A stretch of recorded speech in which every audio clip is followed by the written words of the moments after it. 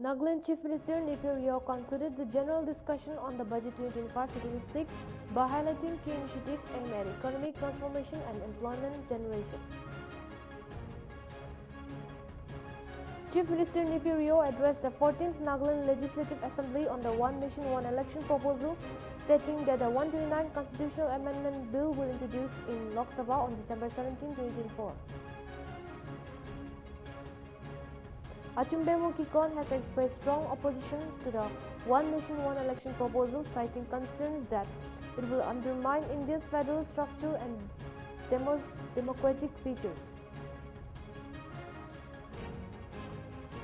MLA Achumbe Kikon emphasized the need for Naga to come together for an early resolution to the Naga political issues, particularly in the current position-less government. Nagaland's Minister of Higher Education and Tourism Tenjen Imnalong addressed the ongoing agitation by the Sumi Student Union for the upgradation of Kaloshei Polytechnic Atoizu to a full-fledged engineering college.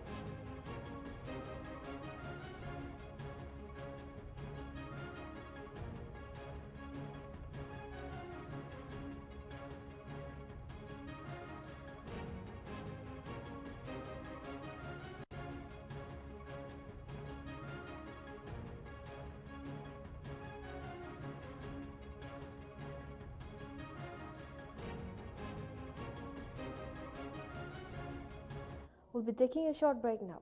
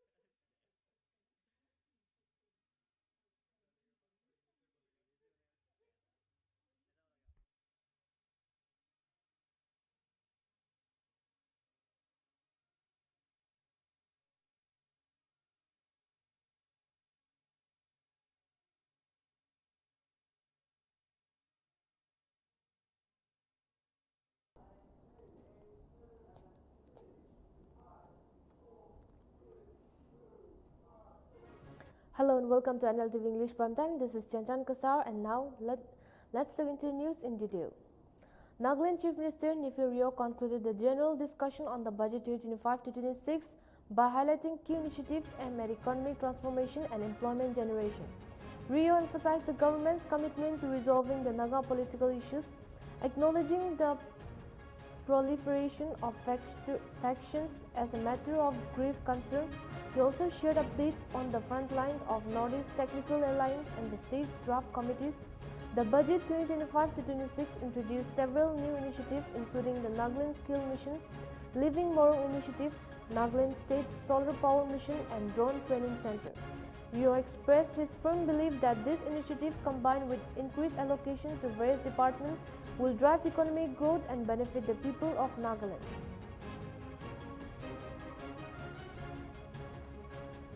My concluding remarks on general discussion on the budget for the year 2025-26. Members of the House,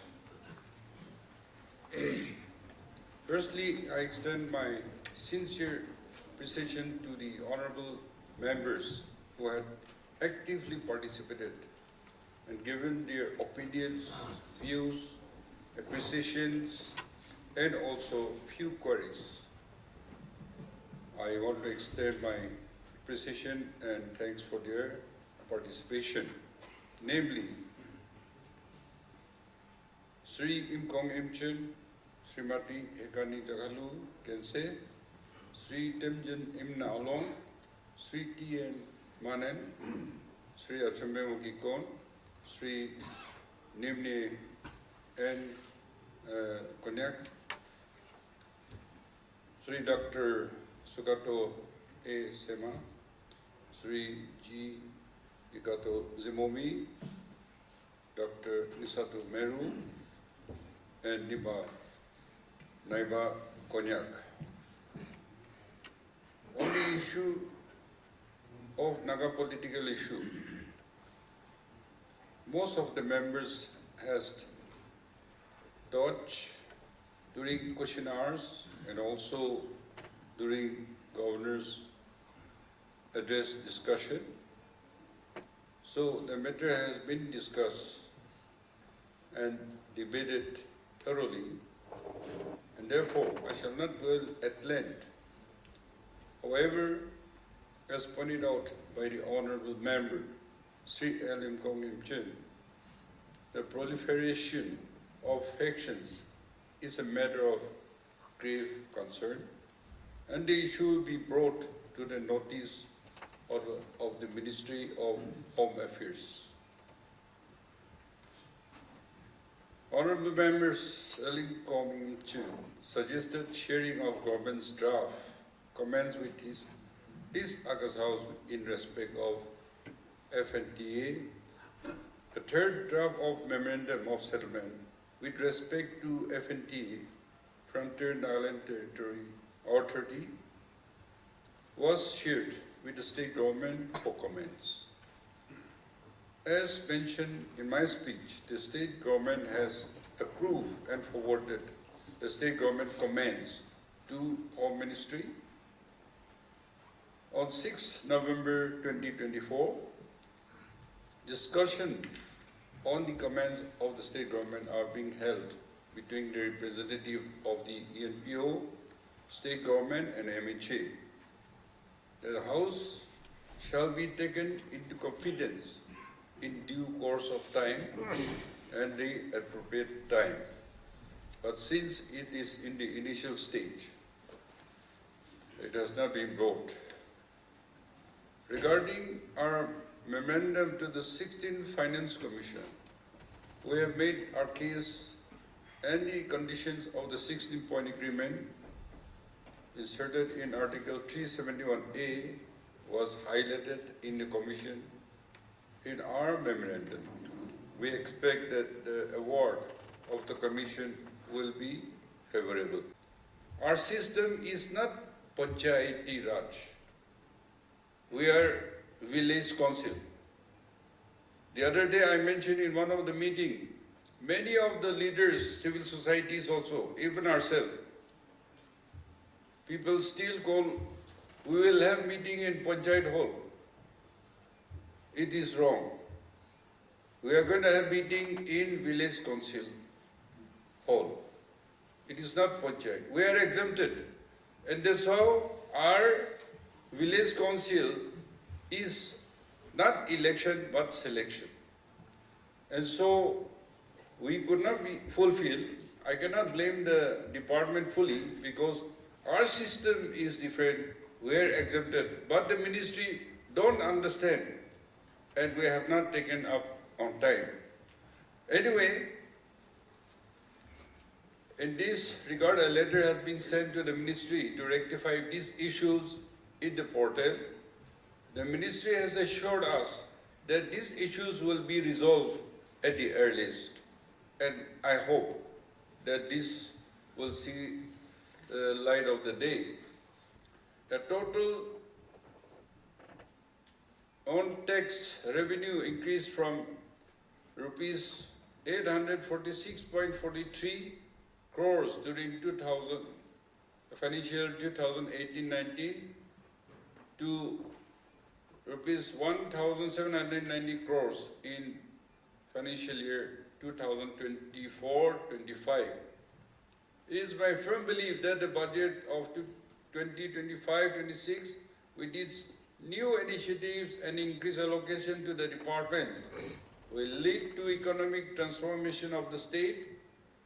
I urge all members to guide and support the government and the department to proactively implement schemes for the benefit of our state, particularly youth and the business community. With these few words, Speaker Sir, I commence the budget for 2025-26 to this August House for consideration and passing.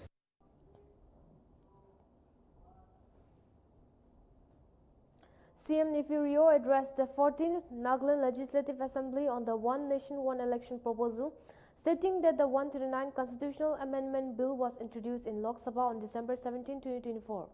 The bill aims to synchronize national and state elections, but it has been met with fierce debate in Parliament, leading Speaker Om Birla to forward it to a joint parliamentary committee for further discussion.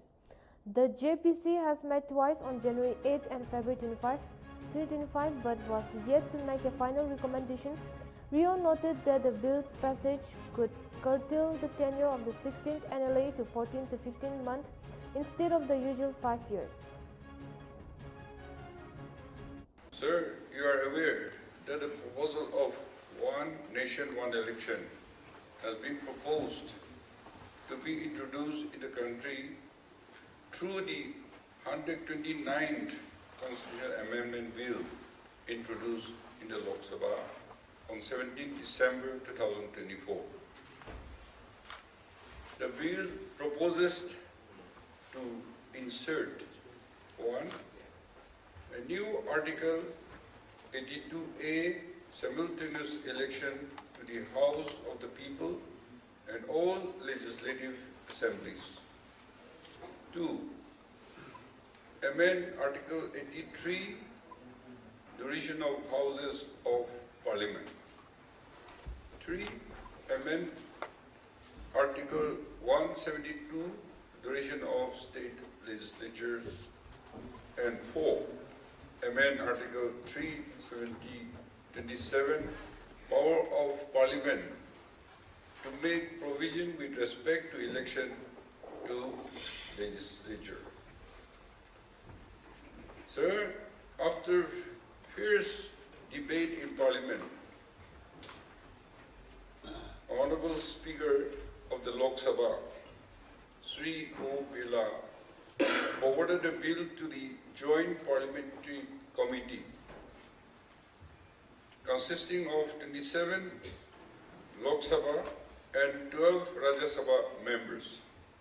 So far, the JPC has met twice, that is on 8 January and 25th February 2025, to discuss the feasibility of the implementation of the bill. However, the final recommendation is yet to be made.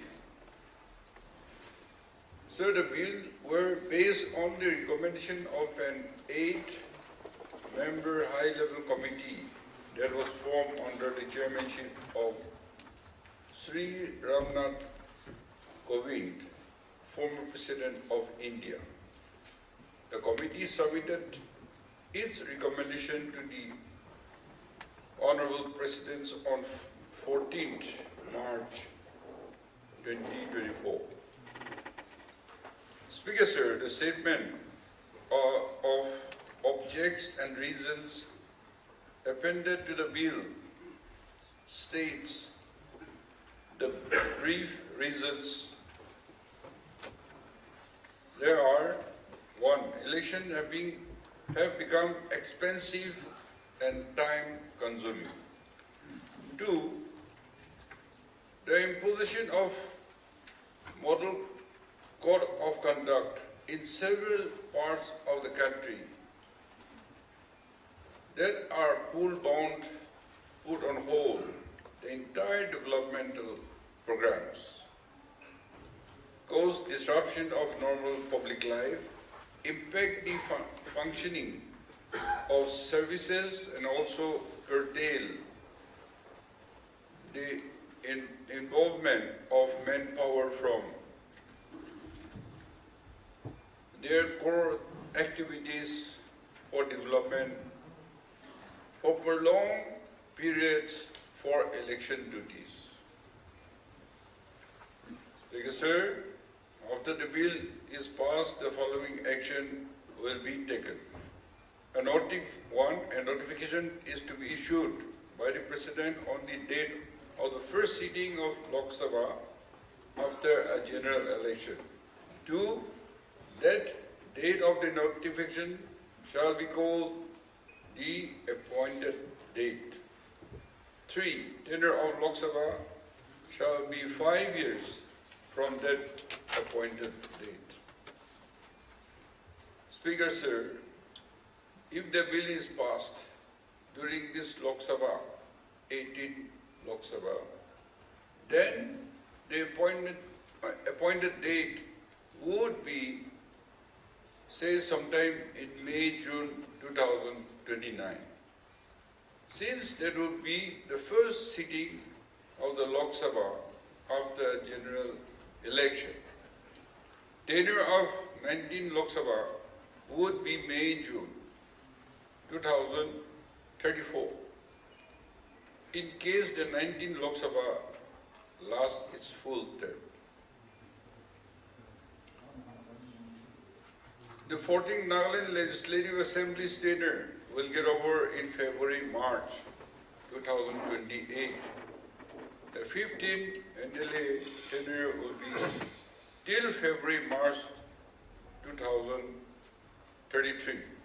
And the 16th NLA would normally have a tenure till February-March 2038. Speaker, sir, as per the present bill, the tenure of the 16th NLA will be curtailed till, say, May, June 2034. Hence, in case the bill is passed, the tenure of the 16th NLA would be only, say, for about 14 to 15 months, as opposed to the normal 5 years. Subsequently, election will be held simultaneously for the Lok Sabha and the Nagaland Legislative Assembly. Sir, since the bill is being considered by a joint parliamentary committee constituted by the Honorable Speaker of the Lok Sabha,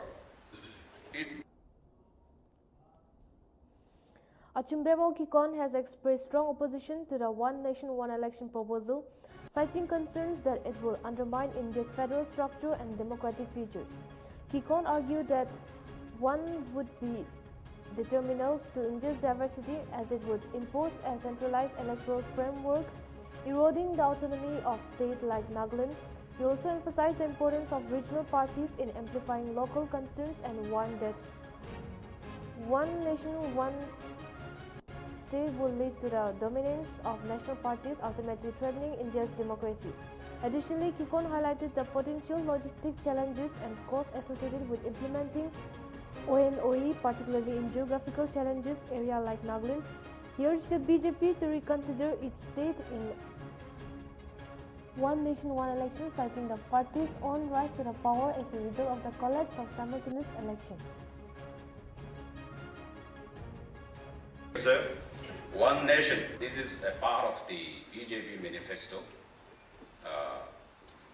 of having One Nation, One Election. We are the Nltv are a partner of the BJP in Nagaland.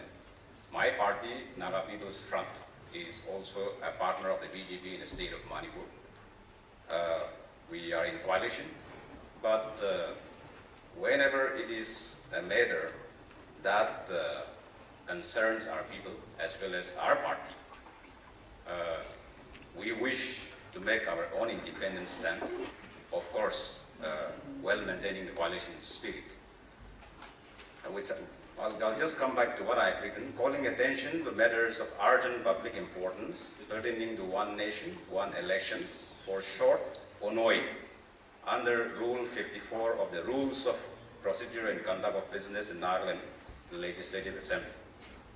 Speaker, sir, One Nation, One Election, for short, I will say ONOE, would invariably defeat the spirit of federal structure, because India being a union of states with federal structure, it is a direct assault on the very essence and fabric of the democratic features. Keeping in mind the composition of the multi-ethnicity of the citizens of Indian Union, various states have been created at different stages with different reasons. Even in the recent past, many more new states have been created, mainly on linguistic line, and some states, especially Nagaland, was born out of political agreement. Thus, a notion such as Onoi is detrimental to India as a developing nation which has earned a name in the Committee of Nations as a country of unity in diversity. As a matter of fact, India is one of the most diverse countries in the world, and the idea of homogeneity or a one-size-fits-all will be only a wishful thinking, and it will be repulsive as well. It is an acknowledged fact that large chunk of electorates normally turn up in both parliamentary and assembly elections, basically reposing their faith on their local candidates and not necessarily the political parties they represent. However, India being a big nation, most of its citizens still live in the rural areas, and therefore regional political parties play a very crucial role in motivating the electorates to participate in the electoral process. This is because national political parties inadequately addresses the regional and local issues, resulting into regional imbalances even in terms of developmental projects. Whereas inter alia, one of the fundamental objectives of the regional political parties is to effectively protect and defend the distinct identity, culture, tradition, customary, and religious practices of its people, which in turn attract and inspire its citizens, particularly the people at the grassroots, to take interest in the electoral process. Hence, the number of voters turn up and voting percentage would drastically reduce if the theory of Onoi is propounded, thereby the much acclaimed celebration of Indian democracy, which is normally measured from the voters' turn-up point of view, would speedily erode, and it will be a thing of the past. It appears that the entire gamut of the proponent of Onoi is specifically from the reduction of expenditure point of view in the conduct of the elections. However, election-related expenditure reduction measures cannot be adopted at the cost of federalism. Moreover, Onoi will hardly make any difference in reducing the election-related expenditures because there is always a scope to amend the Representation of People's Act by way of incorporating stringent measures in regulating the overall election expenditures. As of today, Speaker Sir, the election-related expenditures do not burden much on the country's economy, as the figure shows that the overall election expenditure amounts to approximately 0.33% of the GDP. And for a country, that is India, whose GDP is about rupees 300 lakh crore. This is a part of the BJP manifesto of having one nation, one election. We are the Nltv are a partner of the BJP in Nagaland. My party, Nagaland. MLA Chumbemo Kikon emphasized the need for Naga to come together for an early resolution to the Naga political issues, particularly in the current opposition-led government. He stressed that Naga people groups and civil societies must lead by example and work towards strengthening the resolution. Kikon also referred a meeting held on March 12, 2024, which aimed to reiterate the resolution and evaluate the interlocutor to a ministerial level in order to facilitate a meaningful dialogue and find a lasting solution to the issues.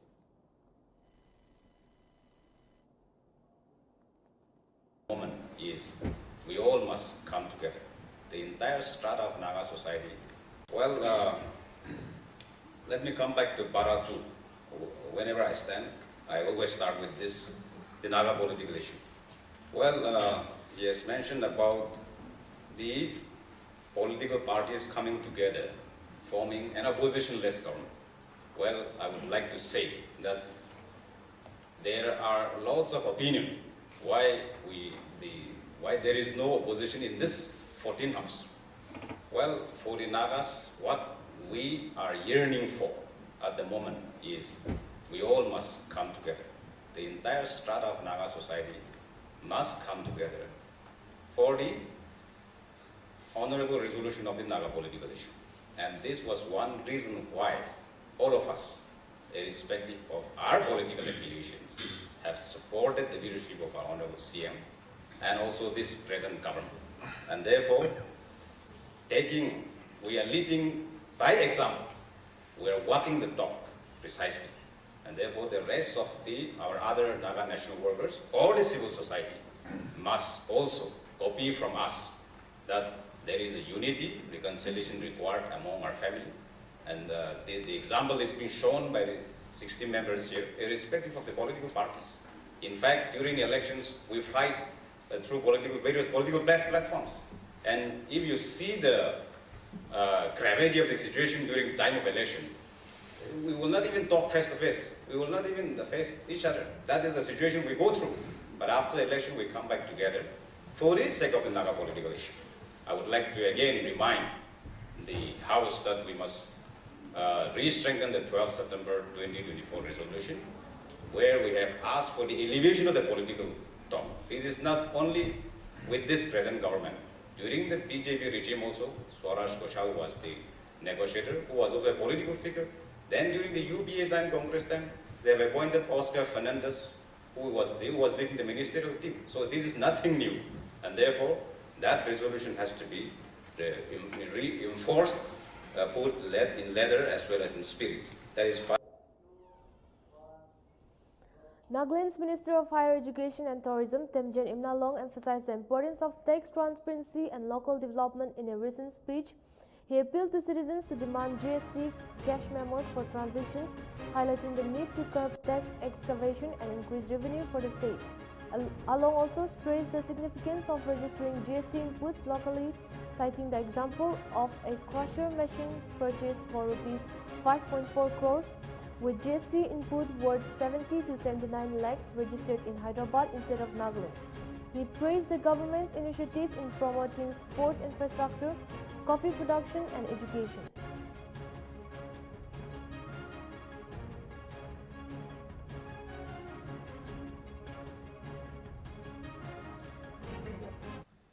As I was going through,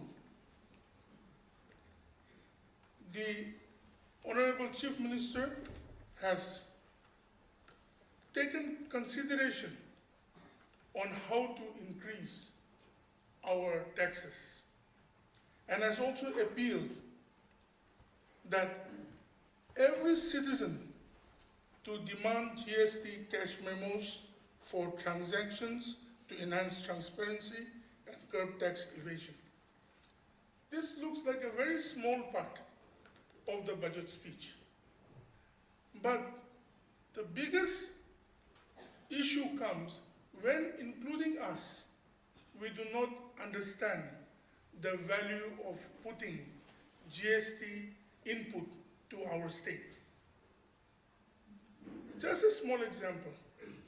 Many of the heavy machineries that Naga's contractors are using, except a few of them, their GST input is in the state of their origin. I was just inquiring a few weeks ago on a crusher machine, which was costing around 5 crore 40 lakhs. And the total GST that was coming was around 78, 79 lakhs. And I was asking, where is your GST registered? It is registered in Hyderabad. So we pay them and the GST input goes to Telangana. And it comes to us. Likewise, in the purchase and in our works, what the Honorable Chief Minister, our Finance Minister, has appealed to is we as honorable legislators too, starting from us to all the houses, we need to make sure, as departments also, that the GST input should be put to our department GST or to the state. The registered firm, we should request and make sure that provisions are made that those firms have their GST registered in Nagaland through proper, whatever categories are there. We also have come to know that many such sporting events will be held, even wrestling championships and all. And that is the trajectory we would like to appreciate, that the government of the day takes the steps towards sporting infrastructure and impetus on the youth is there. Nagaland is known for its coffee also. Many leaders in Delhi, many barons of corporates, they take appreciation in the fact that Nagaland gives out as its cash crop one of the best coffee in the world. Today exported throughout, and even among the Naga youth, we are transforming from tea to drinking black coffee and coffee. The Honorable Chief Minister, who is our Finance Minister also, have been putting the right budget through these many years. Today, I would also like to appreciate the Honorable Minister in charge, who is our Honorable Chief Minister and the Advisor for School Education, for the bold initiative for the rationalization of the teachers. Sir, we know that there will be some small problems here and there. I actually requested the Honorable Advisor, Dr. Yome, that he should rationalize 30th Alongtake constituency first. We have 37 villages and the needs are most. But yet, as we know the impetus of teachers and students ratio, we believe in the wisdom of the department to rationalize it genuinely for all of us, and we hope that this will be done well. The 25th year edition of the Hornbill Festival was a grand success. And with lakhs of tourists coming into our state, we have been, as a people, able to resonate properly to the world. And the allocation to tourism has been an all-time best. We look forward to doing it well. And even for my own Department of Higher Education, Honorable Chief Minister, sir, your input as the Finance Minister towards higher education activities have been able to have a positive impact on the gross enrollment ratio of the students in Nagaland. Today, the government colleges, their cutoff is higher than the many private colleges. We look forward for inclusive growth together with the in higher education with the private sector also and with the government sector also. NAC accreditation, we have been able to cover 36 colleges out of the 71 colleges in Nagaland. And government colleges, we are accredited 90%, and we are moving forward to seeing better things. As I was going through, the Honorable Chief Minister Hekani Jakhalu, participating in a discussion on the budget 2025-26, emphasized that the budget reflects the Chief Minister's commitment to building capacity among youth, focusing on academic and education excellence. She highlighted the need for a robust economic growth policy, stating that unless the state's economy is put in place, solving unemployment will be challenging. Jakhalu noted that Nagaland is a land of opportunities, but the government and people must work together to create an ecosystem that attracts private investors and companies, ultimately leading to economic growth and prosperity. Thank you for the time. I rise to take part in the discussion on the budget 2024-25.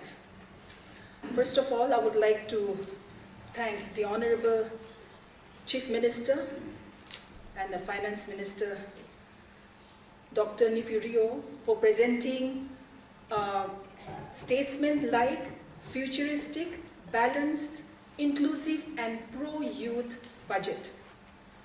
This budget also reflects the Chief Minister's commitment to build capacities of our youth, focusing towards building academic and education excellence.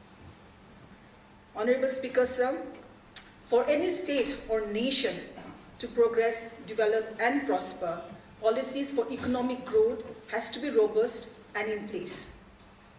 Everyone is worried about the unemployment problem, but unless the economy of the state is put in place, it will be very difficult for unemployment to be solved. Nagaland undeniably is a land of opportunities.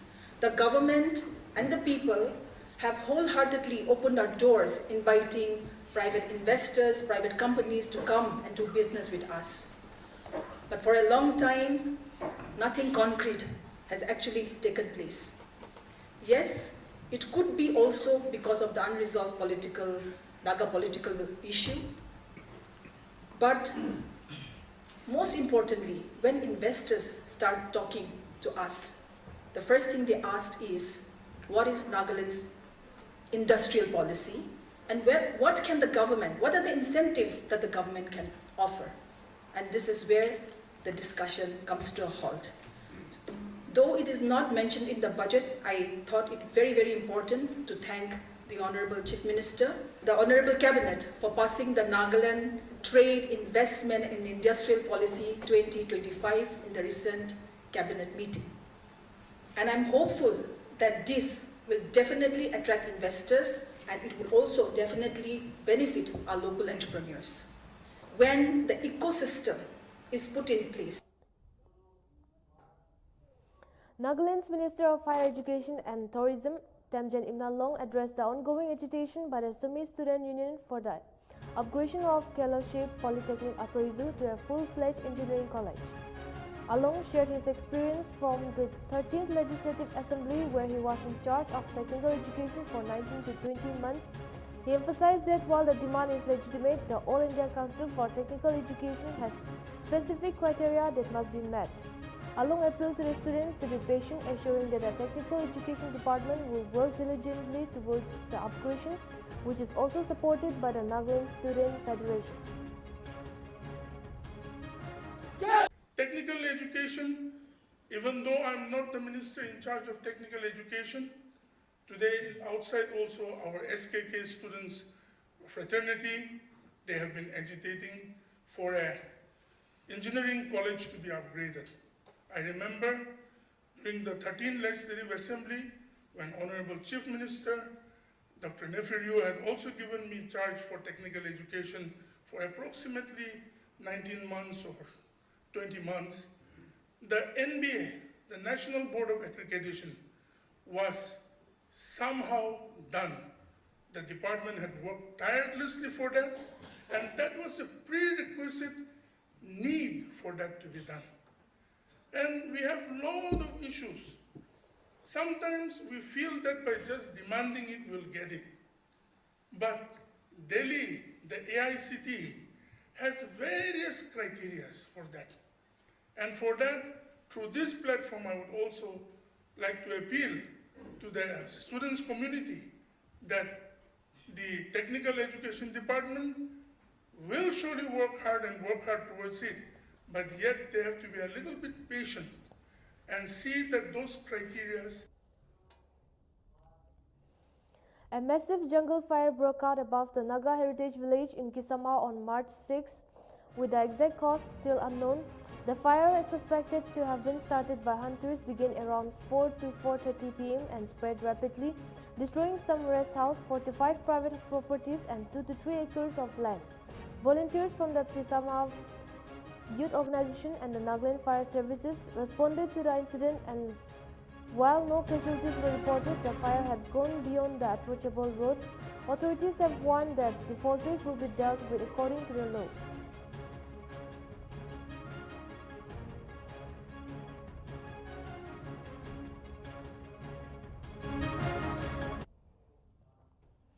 The Jotsama Youth Organization has suspended its agitation against the appointment of Sri Vipkrili Rutsu as bus conductor at Kohima Science College, Jotsama, following assurance from the Honorable Minister, Higher Education and Tourism and the Honorable Minister, Horticulture and Women Resources Development.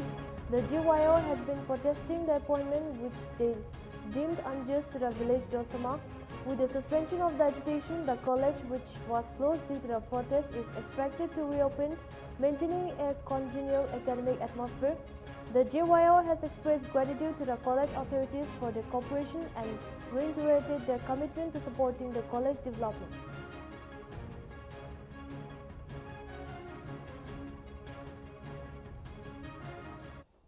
A key figure emphasized the importance of the legislature as a temple of democracy, where policies are conceived and transformed into laws.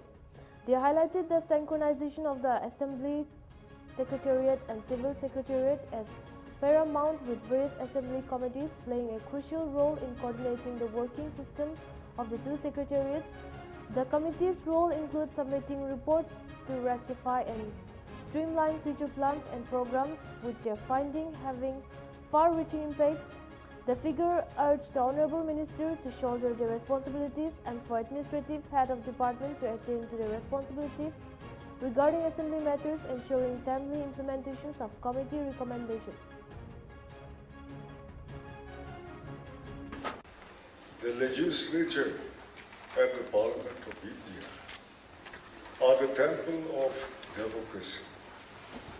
It is an institute where policies are conceived, and these policies are transformed into laws through enactments by the legislature to govern the state and its citizens.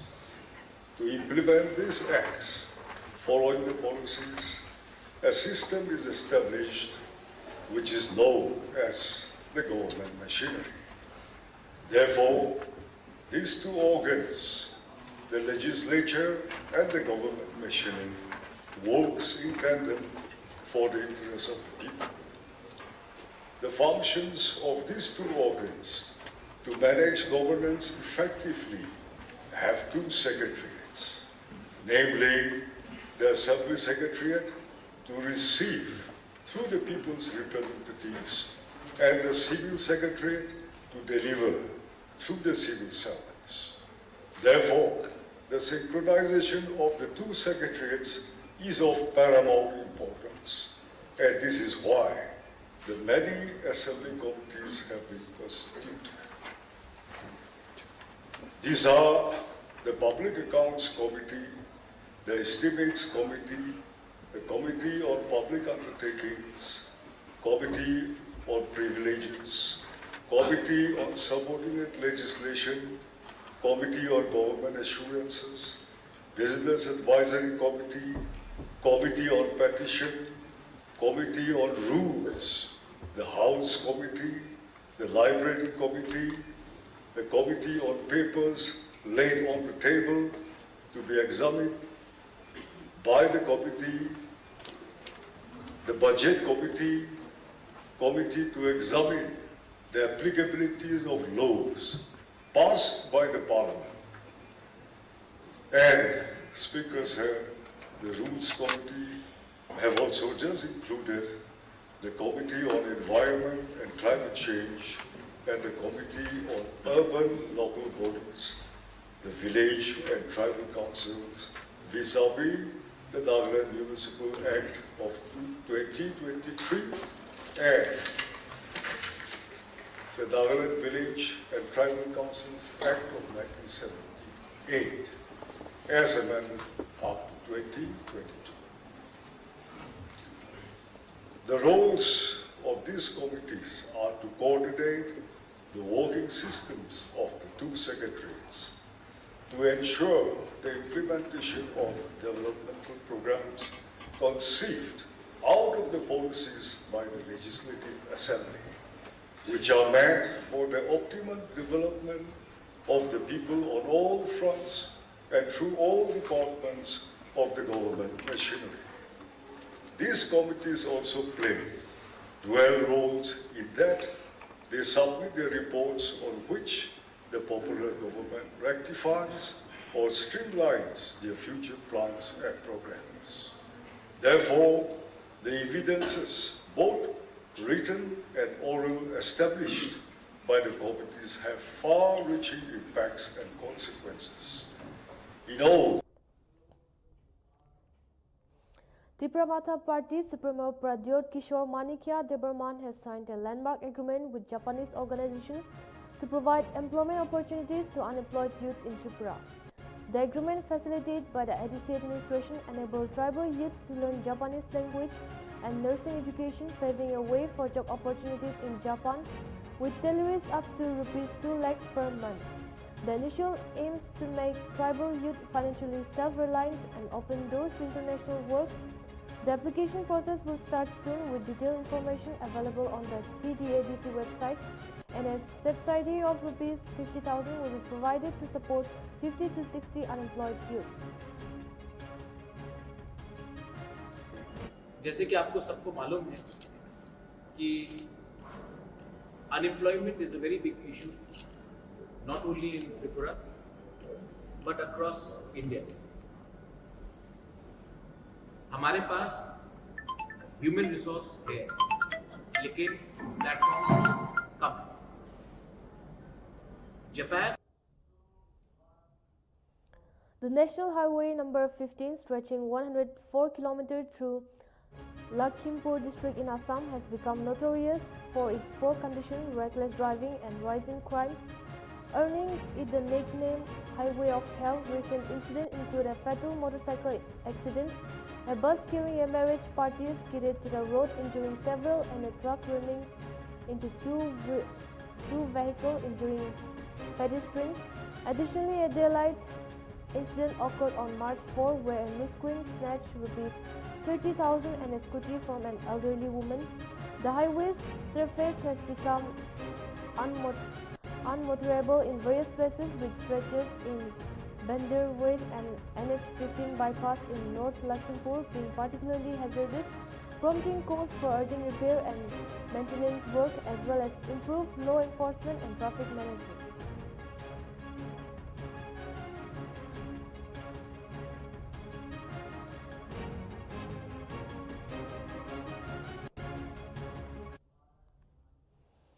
The Indian Army's Eastern Command has successfully concluded a week-long anti-tank guided missile field firing exercise at the Testa field firing range, showcasing the coordination and operational efficiency of infantry and mechanized infantry units in mock combat situations. The exercise, which ended on March 6, featured the firing of several ATGMs with high accuracy day and night operation, and the demonstration of mechanized infantry troops' capabilities in firing from infantry combat vehicles. This exercise is part of the Indian Army's ongoing modernization efforts aimed at enhancing technological integration, precious warfare, and joint forces capabilities as it processes through the decade of transformation.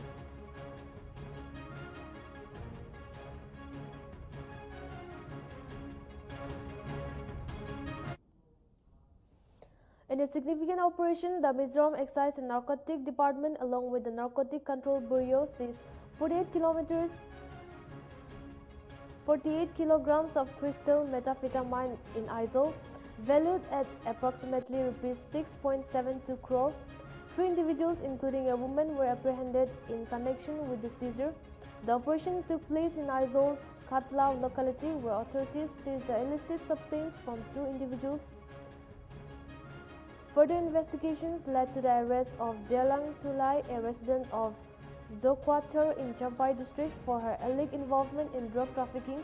The seized crystal meth was intended to be smuggled to Delhi, where it holds an estimated market value of Rs 14 lakh per kilogram.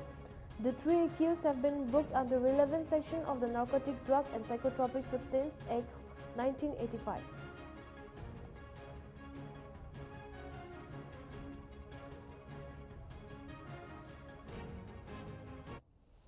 In a significant operation, Indian Army, Assam Rifle and Manipur Police launched joint operation across 10 districts in Manipur, recovering 114 weapons including improvised devices, grenade ammunition and other warlike stores. The operation, which took place on March 7, also resulted in the destruction of bunkers in Kangpokri district. The recovered weapons include a mix of rifle, carbines, pistol and improvised mortars, highlighting the coordinated efforts of security forces to maintain peace and security in the region.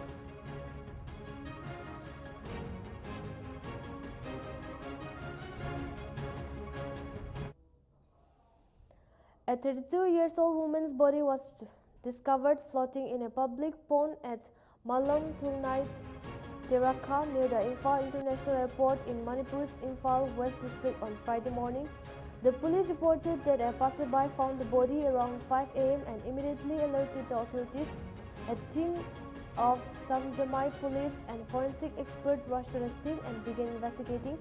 The body was later identified as Tokchom Ongbi, wife of T.H. Tomba, a resident of Malom Tulihal under the Singjamai police station.